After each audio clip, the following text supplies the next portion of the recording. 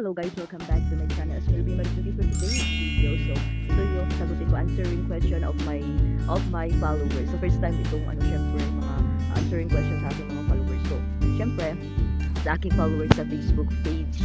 So, doon sila nag-chat sa akin. And then, syempre, I am answering now yung mga questions nila. Yes? And magsa-start na po tayo and answering their questions. So, number 1. Dito nag-question ito. Number 1 is, mga positive lang to ha, mga positive na question. Yung mga negative, hindi ko na sinali. Mga positive lang, para good vibes, di ba? Okay, mas maganda kasi na positive talaga yung kinukuha mo para, syempre, alam mo naman ang negativity. So, specific na yan. So, syempre, mga positive lang mga kunin natin. So, number 1. Ito yung new viewers ko pala siya. So, nag-message siya. So, syempre, hindi ko na sinali yung nila kasi it's their privacy. So, syempre, answering ko na ang kanilang question of the day. Pag naana kay marating sa imong kinabuhi nimo unta stay humble lang ka ug dili ka magbago new viewers di ay kunin mo po. Syempre, di ba sabi ko sa pag-vlog ko, first na kung nag-start ako ng pag-vlog to hanggang ngayon, so yun pa rin ang sinasabi ko lagi sa pag-vlog ko, stay contented lang ako kung ano sa akin na syempre, yung ko, ganito lang yung viewers ko, nag-stay contented lang ako kasi di ba lagi ko sinasabi sa vlog ko, ang purpose ko lang naman sa pag-vlog ko, ini-enjoy ko lang siya, and then syempre, to build my confidence. So syempre, isa pa, tsaka masaya lang, di ba? Tataya ka sa ginagawa mo, wala kang tinatapang tao, kaya yan, the best, talaga yan. So, syempre, hindi ako magbabago and stay humble lang. Kaya nga, sinasabi ko sa sarili ko, sana kung may maabot ako, mas stay humble lang pa rin ako at hindi lalaki yung ulo ko. Lagi ko sinasabi, hindi lang yan, sinasabi ko rin sa mga kakilala ko na pag maging na sila, man na abot nila, na makapasa sila, or stay humble lang yapon sila. So, sinasabi ko yan sa mga kilala ko, at kahit hindi ko pa yun naabot, sinabi ko sa sana hindi din kayo magbago, huwag niyo akong kalimutan. Parang kung basta sa halalan. So, syempre, nga magbago basta. Syempre, nakadepends on my atong sarili lang naman yan. Kung paano tayo nakikita yung ibang tao.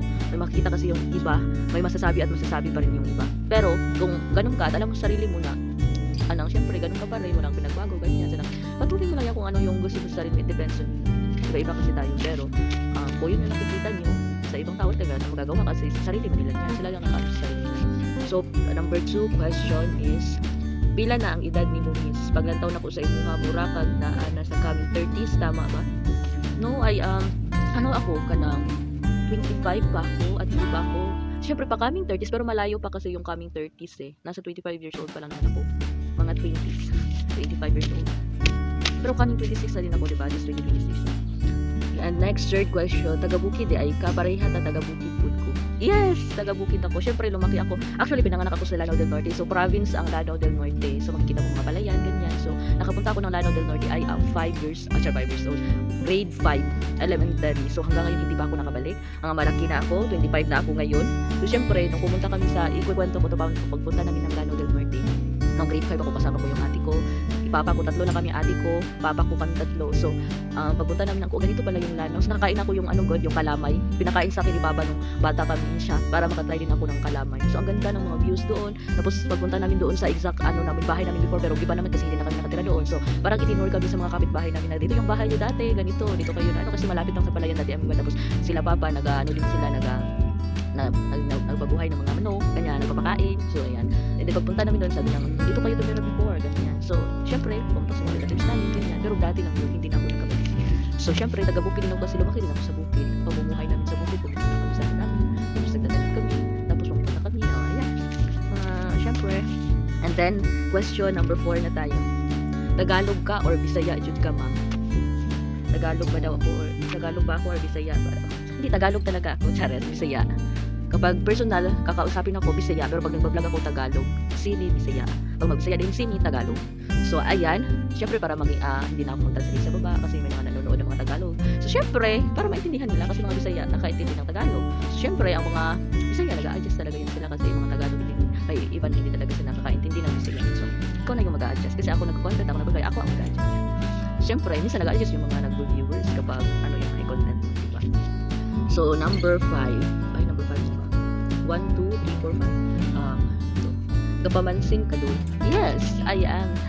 Pero mahihain talaga ako in the person. Pero syempre, nagpapansin pa rin ako. Syempre, pumapansin ako ng iba, ganyan, mga kilala ko. Actually, sinabihan akong unfair. Unfair daw ako kasi nga, nag-uusap daw ako. Siyempre nag-a-adjust din ako kasi kaming mga hindi nagsasalita, parang mahiyain, mga So nag-a-adjust din kasi kami kung sino ang kinakausap namin, nag-a-adjust kami kung comfortable ba, comfortable ba kami. Siyempre, hindi kasi minsan hindi kami nakakasabay kung ano yung mga pinakasama namin. So, ayan, wala kami magawa kasi ganito yung personality namin, di ba? Nag-a-adjust din kami kasi ganito ang personalidad namin. So, yan. Siyempre, sinabi ko unfair sa kanila daw kasi daw ako, hindi nagsasalita, ganyan. Pero doon daw sa kaparehas ko daw, ako daw yung talkative, ganyan. Parang, siyempre, tapos kumusta daw ako? Kasi nga, pareho daw kami na hindi nagsasalita. Tapos tinanong siya, tapos ang sagot niya, ako daw is talkative. Pero actually, nag-a-adjust din ako kasi mas boring kasi na pareho din kami. So, naisipan ko, mag-talkative din. Pero siyempre, nag-a-adjust din. Pinaano namin kung ano ba talaga ang sa amin. Nakaka-adjust ba kami? Ano yung namin? So, next, numbers 4. Ay, charot. Sana ako. Ito na sana. Dugay na di ay ka nag-vlog te. Basi tagaan ko ni mo tips kay first time na ako magsulod sa vlog ko. Yes, yung mga bagong nagpa-vlog lang, pa lang 1 year, 2 years, mga baguhan pa lang. So, syempre, hindi naman tayo ma-expect agad na sisikat ka talaga or ano ka. At least, go lang sa mga ginagawa mo kung saan ka rin masaya. Kasi ako nga, 7 years na, diba? I'm not giving up. Patuloy pa rin ako. Kasi doon ako naging saya, doon may confidence, ganito, ganyan. So, syempre, wala akong sa mga, hindi talaga, yung habol ko. Kasi ako lang maging saya lang sa pag-vlog ko. Tapos, syempre, doon may confidence, yun ang mga na-purpose ko sa pag-vlog. Iba-iba tayo ng purpose. Ba't kung gusto mo, gawin mo. At, syempre, mag-enjoy ka lang. Ayan. So, just, number 8 question. Estudyante pa ka, ma'am, or minyo na ka? Estudyante pa ka, ma'am, or minyo na ka? Ako po is kaka-graduate ko lang 2023 and then 3 years na ako na hindi estudyante. Ang natapos ko social work. Siyempre, alam naman natin ang social work merong board exam. So wala pa ako sa nakapasa, but I know that may purpose si God na papunta rin ako doon. Siyempre, not now but soon in God's perfect time. So ayan, hindi pa ko minyo, lang ako. Ito lang, hindi pa. Kasi wala pang bala. Kasi nanonood din ako ng mga vlog na iba na struggle talaga ang pag-renew bago ka pumasok sa pag-vlog, bago ka pumasok sa married life, struggle talaga, at saka gastos. Tapos, pag may mga anak ka na, mas labaw pa na gastos. Siyempre, agree din ako dyan.